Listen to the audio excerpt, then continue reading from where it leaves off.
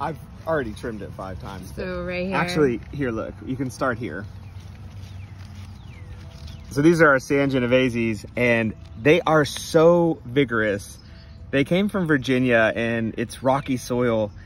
And I think that they're kind of used to just, you know, struggling, and they produce these beautiful tomatoes. But here in this rich soil, they are just growing at a rate that it's crazy. And the type of growth is amazing. You can see here where it tried to split, not into suckers. Suckers are, we've talked about some before, but like this right here, you see this little thing coming out of a stem and a branch. That's a sucker. And that's different than what we see down here, which is where the plant tried to make multiple full heads. And you can see where I stopped it, not once, but twice. And then as soon as I stopped it, it was making a flower set here, and it sent out a whole nother plant.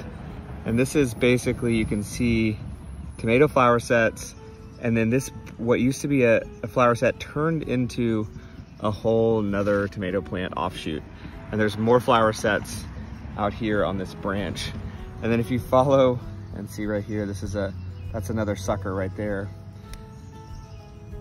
So is that's making a whole nother tomato plant right there. I'm gonna get that guy out.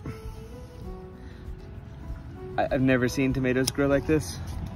And then if you follow it up, here it does it again. It splits. This isn't a sucker again. This here, this little thing, that's a sucker. This is splitting again into like a double-headed plant, right? And now we're looking at 2 full tomato plants, not from suckers, but from a split main stem. And then if you follow it up, here's another sucker. Right? This entire thing, unfortunately, has to come out. We're gonna choose the one that has the more mature fruit. You can see if you follow this stem up. Well, why do you have to choose one? Well, we could either make 60, 70 San Genovese tomatoes on this one plant, and they probably won't grow to full maturity and won't have their full flavor, or we can selectively prune it to get the highest quality fruit. If you get the idea of just the scale of this bed, we're probably gonna pull out 100 or 150 pounds of tomatoes by the end of the season. And so we can focus on having like a really high quality crop. And the whole, that basically that one little root system down there can't support 5 different tomato plants on a single root system. And if we had let this one go, I think it probably would have turned into 12 tomato plants. And remember, I've already pulled suckers off and cloned them. We probably need to show that video soon.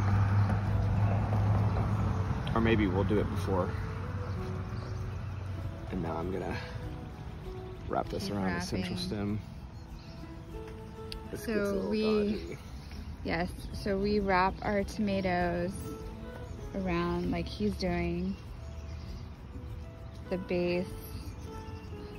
We just wrap it around a string, and we found that it's the best way to grow tomatoes. Super easy, you don't have to buy a cage. You just have to have something hanging to hang your string from. And now, it looks like one tomato again. Woo! Yay, all I am gonna come nice here and trimmed. Now that we have fruit, our lowest fruit set is down here. I am gonna come in and I'm gonna take these bottom branches out off from below the fruit, so that the bottom can stay dry and we don't start to get mildew problems. Yep. And so that one looks pretty good for now, and then we move on to this next one. Yeah. Also full of suckers and double heads. So it's a morning chore. And if you were wondering, a quick tip, we did a whole video on this, but we created a tomato trellis system where all it is T-posts and a 2x4, and the string is going down. These are tomatoes that we obviously planted a little bit later, and they're slower to start, but all we're doing is, oh look, it has a little tomato on there.